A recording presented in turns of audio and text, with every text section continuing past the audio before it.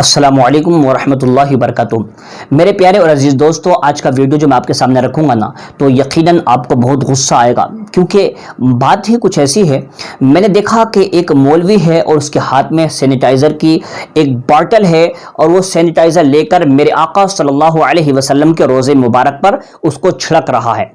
میں نے جب یہ دیکھا تو مجھے بہت غصہ آیا، مجھے اتنا خراب دکھا کہ آخر یہ شیطان آدمی، یہ جو بھی خبیث مردود ہے، کیا اس کو میرے آقا صلی اللہ علیہ وسلم کے بارے میں نہیں معلوم کہ وہ کون سی شخصیت ہے، کون سی ذات ہے، کون سی ذات بابرکت ہے؟ ان کے مزار اقدس پر وہ سینیٹائزر چھڑک رہا ہے۔ کون سا سینیٹائزر؟ وہ سینیٹائزر جس کے اندر الکحل بھی ہوتا ہے، اور وہ الکحل لے کر کے نبی اکرم نور مجسم صلی اللہ علیہ وسلم کے مزار مقدس پر چھڑک رہا ہے۔ میں کہنا چاہتا ہوں کہ بھئی تمہاری شرم، تمہاری حمیت، تمہاری غیرت کہاں مر گئی؟ کیا ہوگا تمہیں؟ مطلب اب یہودی اور سعودی میں کوئی فرق نہیں رہ گیا؟ تمہیں جانتے نہیں ہے کہ نبی اکرم صلی اللہ علیہ وسلم کی ذات بابرکت کیا ہے؟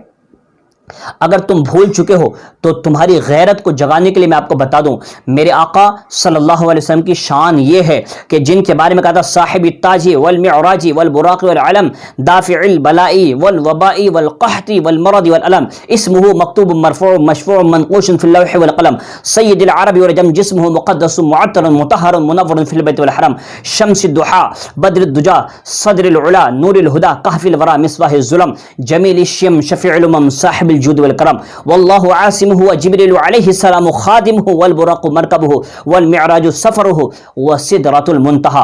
میں پوری بات بتاؤں گا تو آپ کو بہت ٹائم لگے گا، مگر میں بس اتنا بتانا چاہتا ہوں کہ اے وہابیو، اہل خبیث ہو، میں آپ سے کہنا چاہتا ہوں تمہیں پتہ نہیں ہے یہ کون سی ذات بابرکت ہے؟ وہاں پر سینیٹائزر چھڑک کر تم کیا دکھانا چاہتے ہو؟ میرے آقا کی تو ذات بابرکت یہ ہے کہ ان کا جسم بھی نور، ان کی باتیں بھی نور، ان کے کپڑے بھی نور، ان کی ساری چیزیں نور ہیں۔ اللہ تبارک و تعالیٰ نے اپنے حبیب کو اپنے نور کے پرتوں سے، عکس سے بنایا ہے، اور وہ نور ہیں جن کے بارے میں اللہ تعالیٰ خود ارشاد فرماتے ہیں قد جاءکم من اللہ نور و کتاب مبین، تحقیق تمہارے پاس آ گیا اللہ کی طرف سے ایک نور اور روشن کتاب۔ حضرات، میں آپ سے پوچھنا چاہتا ہوں کہ جو خود نور ہیں، جن کا وجود اگر کسی کے وجود سے مس ہو جائے تو اس کے اندر سے بھی خوشبو نکلنا شروع ہو جاتی ہے۔ آپ کو یاد نہیں ہے وہ واقعہ کہ جس میں ایک عورت آتی ہے اور آ کر کہتی ہے یا رسول اللہ صلی اللہ علیہ وسلم، میری بیٹی کی شادی ہے اور میرے پاس خوشبو خریدنے کے لیے پیسے نہیں ہیں، میں کیا کروں؟ میرے آقا صلی اللہ علیہ وسلم نے کہا ٹھیک ہے، کل تم آ جاؤ، کل آ جاؤ اور ایک شیشے لے کر آنا۔ جب وہ کل شیشے لے کر آتی ہیں تو نبی اکرم صلی اللہ علیہ وسلم کے بدن مبارک سے، آپ کے جسم اقدس سے پسینہ بہہ رہا ہے۔ میرے آقا نے کہا کہ اسی پسینے کو بھر کر لے جاؤ اور اپنی جو ہے لڑکی کی خوشبو کے لیے اس کو استعمال کرو۔ وہ لے کر جاتی ہیں اور جا کر کہتی ہیں کہ ہم نے اسی پسینے کو استعمال کیا اپنی بچی کی شادی کے ٹائم پہ۔ کہتی اللہ اکبر کبیرہ، جب سے ہم نے اس کے بدن کو خوشبو لگائی ہے آج تک وہ خوشبو ختم نہیں ہوئی۔ یعنی اگر آپ کتنا بھی مہنگا 1000 2000 1000 15000 20000 کا اگر آپ پرفیوم خرید لیں یا کوئی بھی خوشبو خرید لیں تو اس کا اثر ایک دن رہے گا، 2 دن رہے گا، ہفتہ رہے گا، 2 ہفتہ رہے گا، ختم، اس کے بعد نہیں رہے گا۔ لیکن میرے آقا صلی اللہ علیہ وسلم کے جسم اطہر سے جو پسینہ نکل رہا اس کی خوشبو سال ہر سال تک چل رہی ہے، بلکہ حدیث پاک کے الفاظ یوں بھی ہے کہ اس کے گھر میں جو بچہ پیدا ہوا وہ بھی خوشبودار پیدا ہوا، اور اس کی نسل میں کافی دنوں تک اس خوشبو کا اثر باقی رہا۔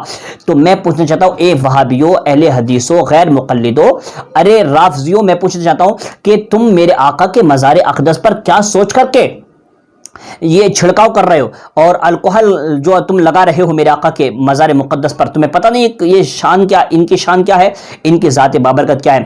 میں پھر آپ سے گزارش کروں گا، اس واہیات خرافات جماعت کو لات مارو، چھوڑو اور آ جاؤ نبی کریم صلی اللہ علیہ وسلم کی اس جماعت کی طرف کہ جس کے بارے میرے آقا صلی اللہ علیہ وسلم نے ارشاد فرمایا کہ سارے کے سارے فرقے ایک طرف ہو جائیں گے اور ایک فرقہ ہوگا جو صرف اور صرف میری بات کو مانے گا اور میرے صحابہ کرام کی طرف چلے گا اور میرے اصحاب کے طریقے پر چلے گا۔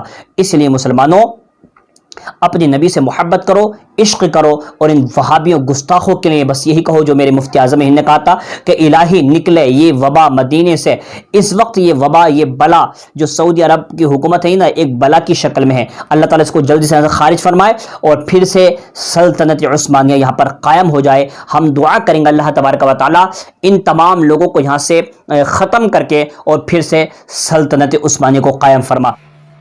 اے گنہگار پتھر دل انسان، جنہوں نے تجھے راہ دکھائی تو ان کی طاقت کو کیسے بھول گیا؟